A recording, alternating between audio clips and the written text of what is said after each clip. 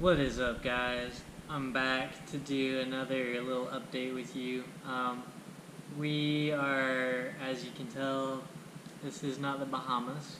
Um, we had to come back early, and I'm sure a lot of you can imagine why.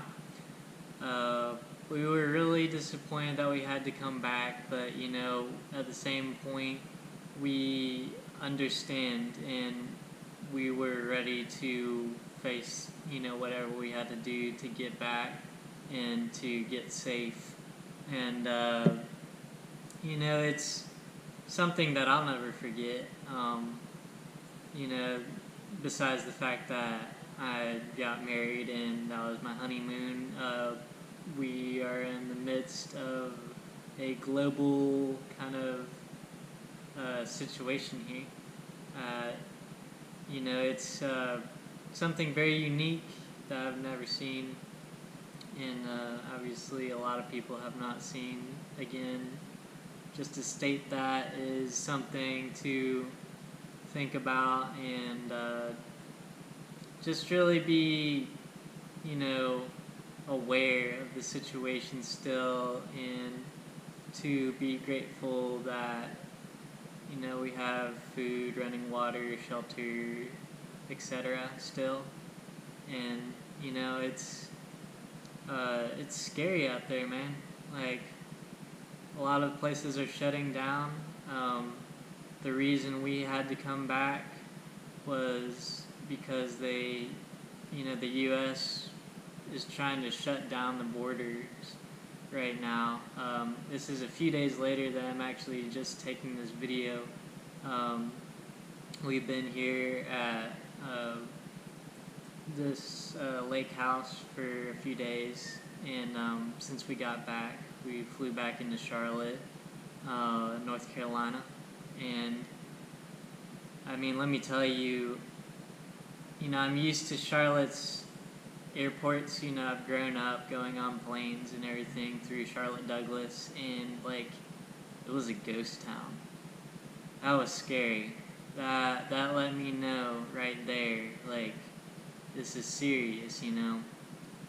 If it weren't for the fact that I already knew it was serious, starting in the Bahamas.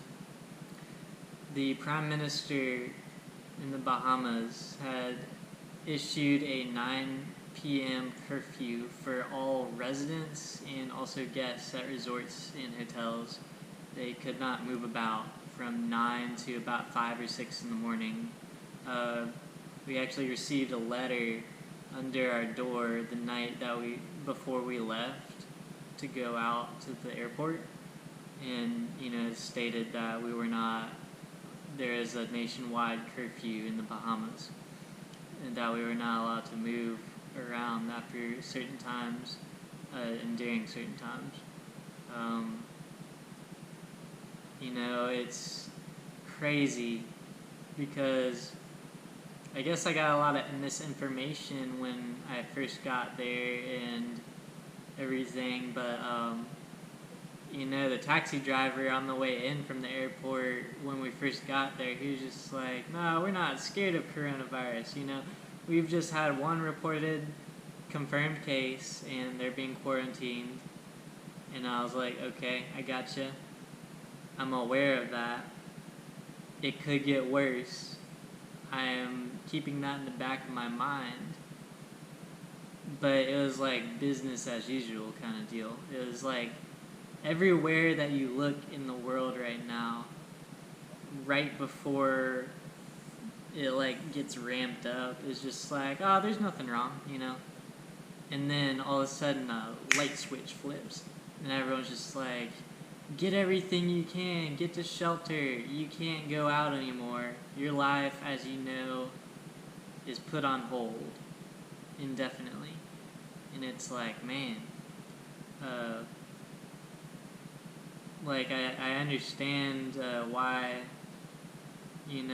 they wouldn't do anything at first to make people panic, but this is making people panic, to just not give you any information whatsoever, and then all of a sudden just rip the floor, the rug out from under your feet. But yeah, it was crazy, man. If any of you have stayed at the Atlantis or know of the Atlantis, you know that it's a huge resort. They've got so many amenities, it's ridiculous. During the video that I showed you of Atlantis, just the few things that I took video of, it's just massive. It's like, the tourist thing, the moneymaker in the Bahamas. Besides cruises, and stuff, people coming into port to buy things, goods, and like souvenirs and stuff. That is the tourist industry, at least a very big majority of it. And when we first got there, all the pools were open. And when I mean all the pools, I mean like there's like over 21 pools there. I think there's more actually. It's ridiculous how big this place is. Just the expanse, the money that's been put into this thing. It's just wild. I've never seen anything like it.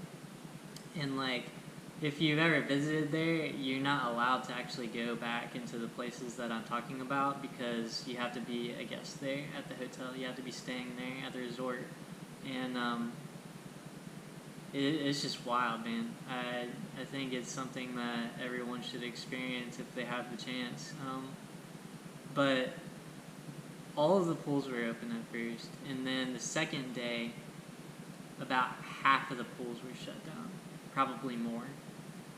And I was like, okay, a lot of people have canceled their reservations, obviously, because of this global health pandemic going on.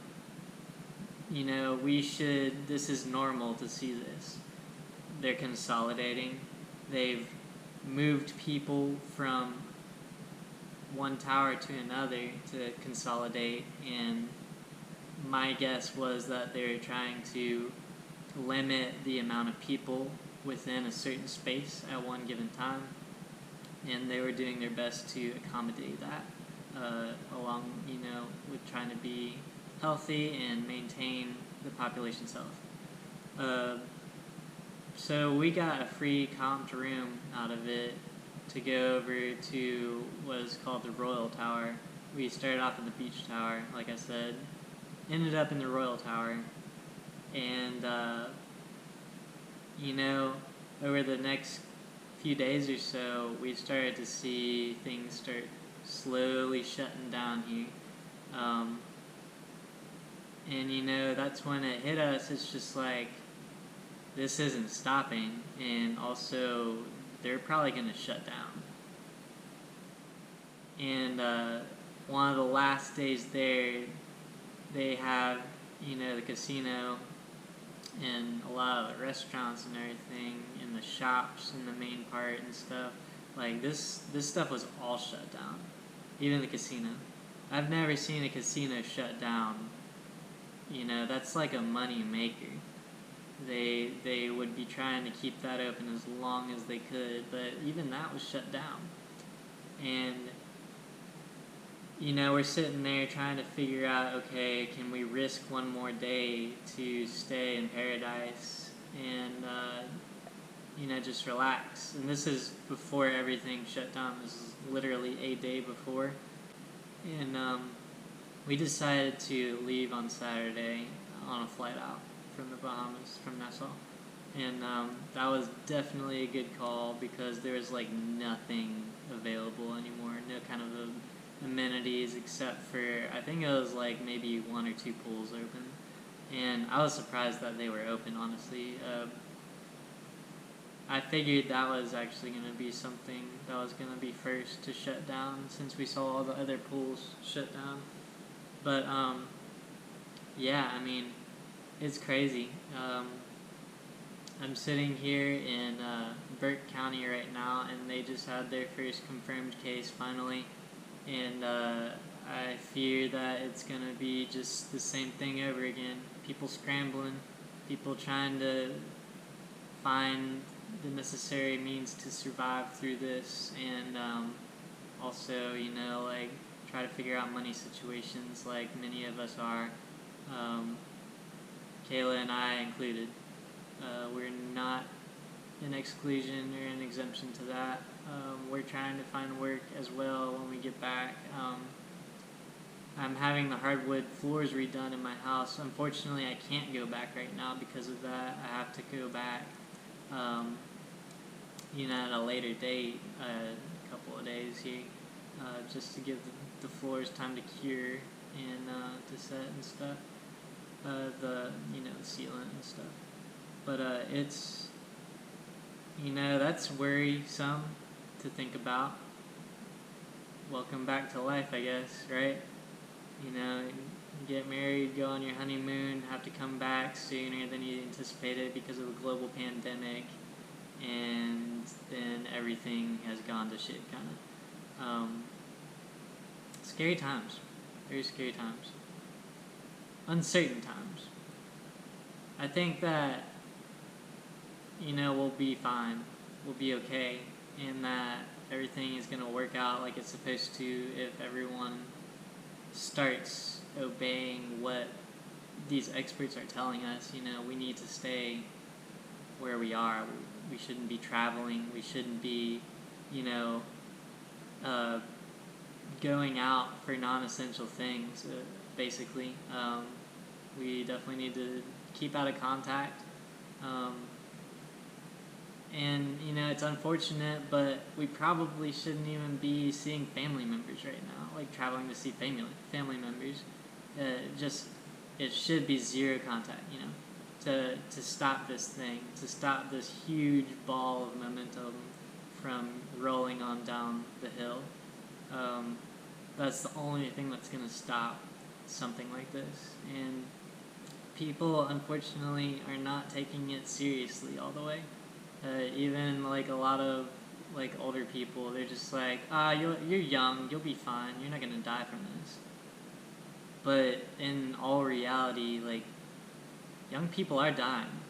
Everyone of every age, when they catch this thing, has the potential to die. And I've been doing like a lot of research and stuff, and it's a painful, dying. It's not just your average flu like a bunch of people were telling everyone in the beginning. They just had no knowledge of it. They were just talking out of their asses. They have no idea, And along with our president being like, I know the most out of anyone, blah blah blah, and then all of a sudden you see him like getting scared and him kind of starting to tighten up and take a more serious approach to it. Yeah, that's telling me that I'm not trusting the government in any way, shape, or form with this kind of thing, and that I really think that we should be handing these things over to experts like doctors who actually know what they're talking about and are actively seeking, to alleviate the situation. And they're telling us these things, and still people aren't supporting the idea that that's the only way that something like this would stop. They just think that it's going to disappear for some reason, and I'm not sure why. But with that being said, y'all have read the news, y'all have looked at CNN, y'all have looked at Fox or MSNBC. It's all the same. What we really need to be doing right now is just hunkering down and doing our best to avoid contact with each other. As sad for the moment as it may seem, that is definitely the healthiest choice for all of us. And I have no idea why anyone has to work right now, because the workforce, it's like the backbone of our economy, and we're not taking care of them. We're not taking care of us. Where does it start, I think that's a very important topic to discuss, and among many others. There's so much that has been brought up through all of this that we definitely need to start talking about, homeless populations, government forms, entities. How are they handling these kinds of things? Where is the pandemic team? Why hasn't it been reassembled? Just bunch of local government level stuff too. It's definitely brought up a lot of emotions and feelings in people and thoughts. So I hope y'all are staying safe. I hope y'all are staying healthy. I hope y'all are making the right choices, because change is coming, whether we like it or not. The change is already here. A lot of us are just ignoring it. And I feel like this is definitely going to change the world as we know it. To what degree, I have no idea still. That's all based on how people deal with it, you know. I can only control myself, and I can influence the others that are around me, you know, or try to at least, in a positive manner. But I think that we really just need to come together to kind of solve a lot of these bigger problems and issues that are going on in the world, instead of saying, oh, someone else will figure it out. No one's figuring it out. Like, the government wasn't even trying to figure this stuff out. They're supposed to be there to give advice to states. States weren't even getting advice from the feds. Like, it's just wild. I had no idea that we were so dysfunctional. I mean, I had an idea, but I just didn't think that, you know, something like this would just leave people not knowing what to do. Like, we're supposed to know what to do in these kind of situations, you know? Like, if anyone has ever done any kind of, like, first aid or anything of that nature, like, we know the number one thing is to be prepared, you know? Being prepared is the number one thing. If we're not prepared, then we're just gonna get steamrolled. So enough about that.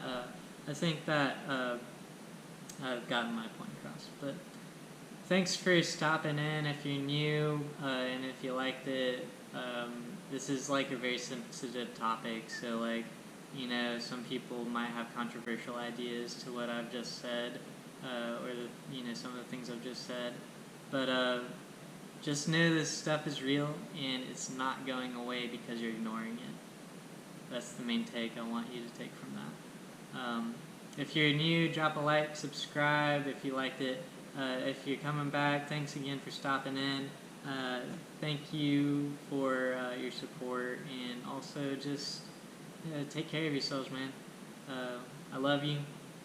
I will see you soon.